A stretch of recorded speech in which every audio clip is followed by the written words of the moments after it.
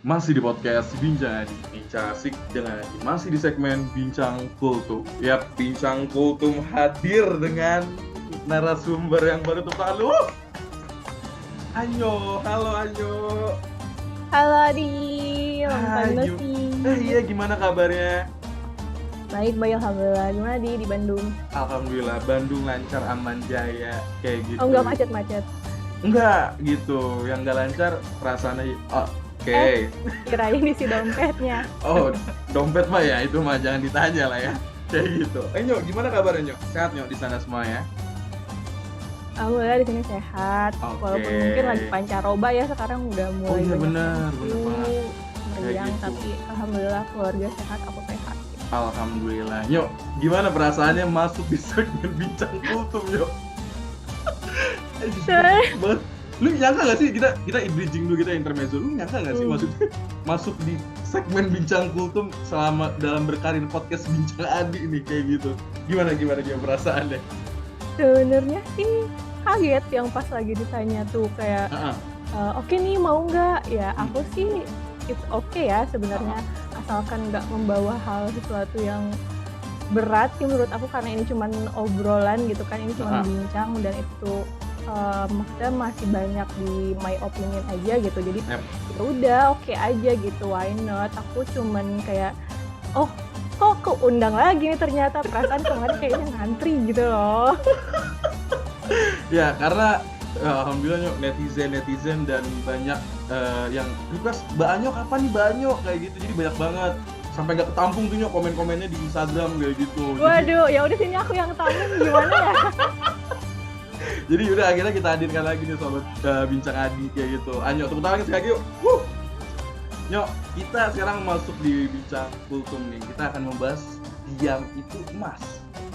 Bukan kata satu orang, bukan kata dua orang, tapi banyak orang dan banyak dari buku-buku atau website tentang motivator, diam itu emas kayak gitu. Nah, yang jadi pertanyaan adalah kalau gua nanggapin hal ini, kenapa sih kok banyak orang mengatakan diam itu emas?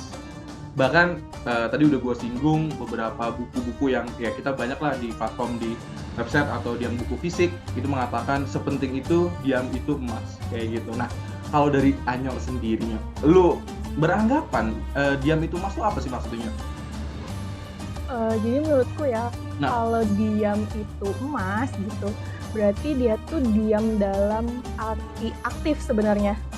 Jadi diam tuh bukan berarti dia hanya nggak berbicara, stop gitu. Tapi dia berpikir, mungkin dia menganalisa sesuatu, dia menilai sesuatu, menimbang sesuatu. Kan sebenarnya kita tahunya dia diem kan, tapi kita nggak tahu nih dalam pikirannya tuh sebenarnya dia tuh sedang berpikir apa, menganalisa apa gitu. Itu yang menurut aku adalah diam emas sih menurutku ya, dan menghasilkan tindakan sesuatu gitu si diamnya tuh.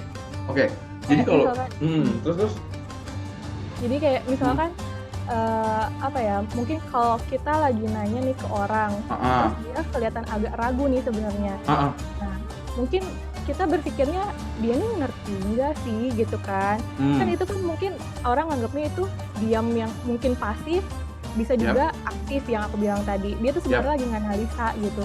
Kalau misalnya kayak gini bener gaya, kalau gini salah gaya, kayak gitu. Jadi menurut aku adalah diam yang emas itu yang mungkin arahnya ke hal positif gitu akhirnya gitu sih. Menarik. Berarti bukan berarti seseorang itu misalnya dalam situasi itu dia itu diam bukan tidak memikirkan apapun, tapi dia bisa menganalisis. Jadi dia berpikir apa yang dilontarkan jangan sampai jadi mudorot atau menyinggung orang lain, betul begitu? Benar. Jadi kalau udah mudorot kan dia negatif ya hasilnya gitu. Oke. Jadi lu setuju banget nih, diam itu emas adalah penting di dalam situasi tertentu ya? Betul. Kayak gitu. Satu lagi bahwa banyak yang bilang diam di sini ialah bermanfaat kayak gitu. Kalau misalnya nih, kalau gue bayangin ya, kalau gue ngerasa kayak berbicara banyak, ini kita ngomonginnya perspektif tiap orang beda-beda ya. Kalau misalnya kayak kalau gue ngebayanginnya, kalau gue terus nih di satu kondisi gue berbicara banyak, terus gue ragu-ragu dan pada akhirnya menyakiti orang lain, itu udah nggak bisa masuk dikatakan diam itu emas kan, berarti kan lebih banyaknya menyakiti orang lain kayak gitu kan. Betul. Nah, lantas Nyok, kalau misalnya kita ngomongin kapan sebaiknya diam itu emas dilakukan? Kalau dari Anyo sampai umur sekarang, gimana Nyok tanggapannya? Menurut aku sih kalau yang ya tadi, kalau misalnya menurut aku diam itu emas saat kita emang lagi menganalisis sesuatu Baik. atau lagi menimbang sesuatu.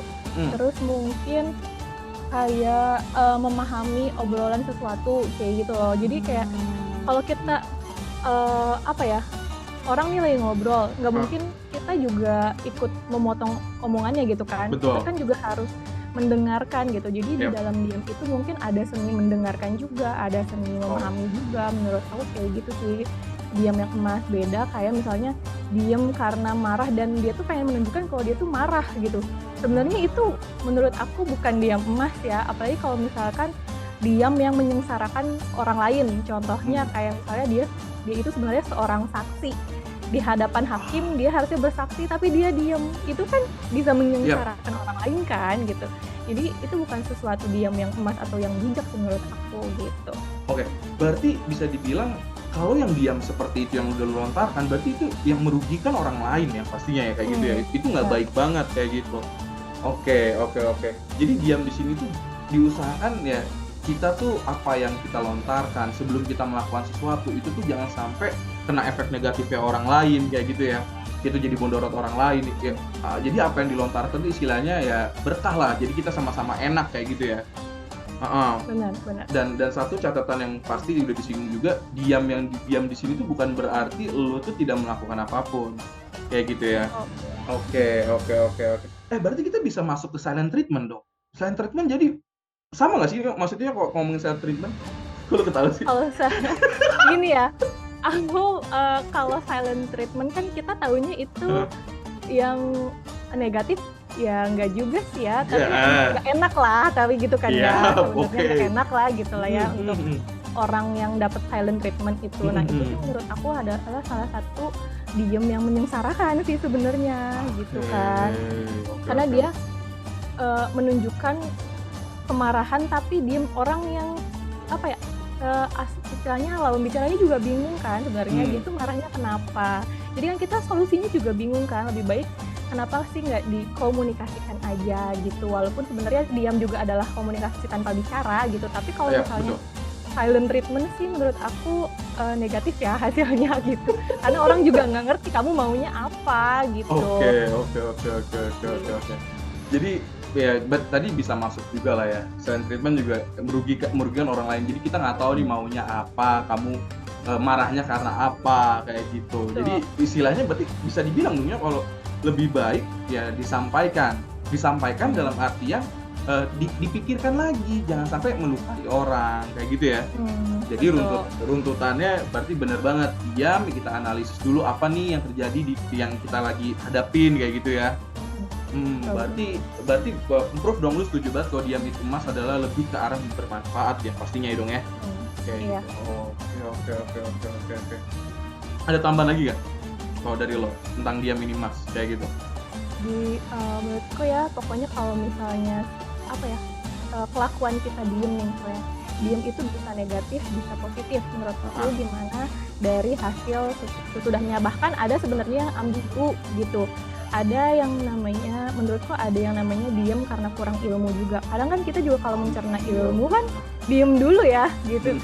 Cuman bisa positif atau negatif ya nanti dilihat niat setelahnya, apakah kita akan improve untuk nambah ilmu, apakah kita improve untuk acuh gitu kan. Ada kan orang acuh tuh ya udah diem aja gitu. Nah itu maksudku, kita diem tuh nggak selamanya emas dan nggak selamanya buruk juga gitu. Jadi tergantung situasi dan orangnya juga gitu. Oke. Nah, terakhir sebelum ditutup di episode 17 ini, berarti kalau lu lebih cenderung, kalau lu tidak tahu misalnya tidak tahu situasinya atau tidak tahu percakapan ya, berarti alangkah baiknya mungkin diam itu emas tuh jangan so tahu, betul? Atau gimana ya? Atau udah gue ikut ngobrol aja kayak gitu atau gimana? Menurut lu so tahu? Kalau so tahu sih menurut aku sometimes kita perlu, sometimes ya enggak juga sih. Menarik, bener sih. Iya. Iya gitu. Tetap tergantung situasi gitu semuanya tuh. Iya benar.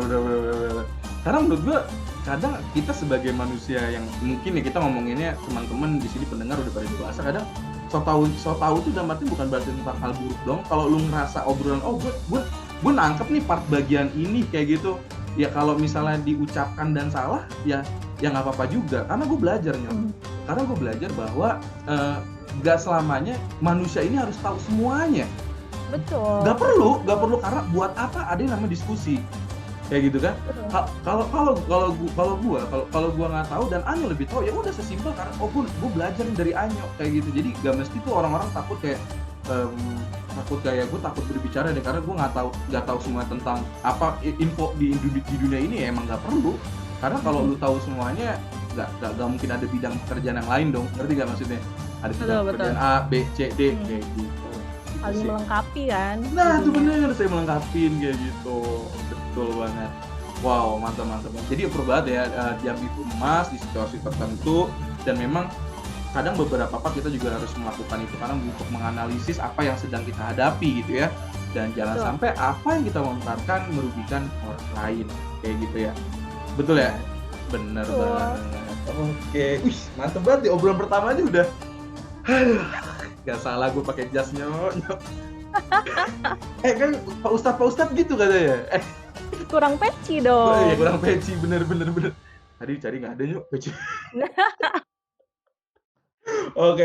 Nyok sebelum ditutup sesuai janji gue yang gue DM sama lo. Rekomendasi buka puasa yuk. Apa? Minum yang manis-manis satu sama yang asin-asin lah kayak gitu. Dari jadi dua makanan nih. Dua makanan harus dong. Apa nyok? Kalau aku sih prefer untuk yang manis mungkin aku pilih air kelapa murni ya, bukan es kelapa. Murni nih ya, tidak campur apapun. Iya, air kelapa murni. Nggak campur es, nggak campur gula, nggak campur susu. Lalu? Sama aku suka yang asinnya cireng. Wah, menarik banget. Anda tetap tidak lepas dengan berbau anak kosan ya? Iya benar. Masih ada jiwa-jiwa itu ya? Iya benar. Nggak gitu. akan bosan gitu kayaknya makan cireng tiap hari juga. Kenapa ya? Mungkin kebawa dari Bandung kali ya. Makan aci-acian gitu. Tapi tanpa sadar yang Anda jawab cireng itu adalah gorengan. Gorengan memang nomor 1 dalam dunia pertakjilan. Kayak ada yang kurang gitu. Betul. Jadi diulangi lagi, Anyo ialah tadi minumannya air kelapa murni dan cireng ya. Betul. Oke. Semoga buat teman-teman podcast Bincang Adi bermanfaat ya Nyo ya. Apa yang kita obrolin kayak gitu. Semoga ada yang mau sharing juga boleh banget, bisa di kolom komentar di bawah. Kayak gitu. Nanti juga gua sound juga IG-nya Anyo apa dan IG-nya gua apa. Jadi thank you banget Anyo udah hadir di episode 17 kayak gitu di Adu Mas. Gak nyangka kita bisa bertemu lagi di segmen yang tidak disangka-sangka. Kayak aku ternyata kompatibel ya untuk materi yang kayak gini ternyata. Anda kan segala bidang masuk. Aku kan party people gitu kan. Iya, kayak gitu. Oke deh, jadi thank you banget. Sekali lagi gue tutup masih di podcast Bincang Adi, Bincang Asik, dan masih di segmen Bincang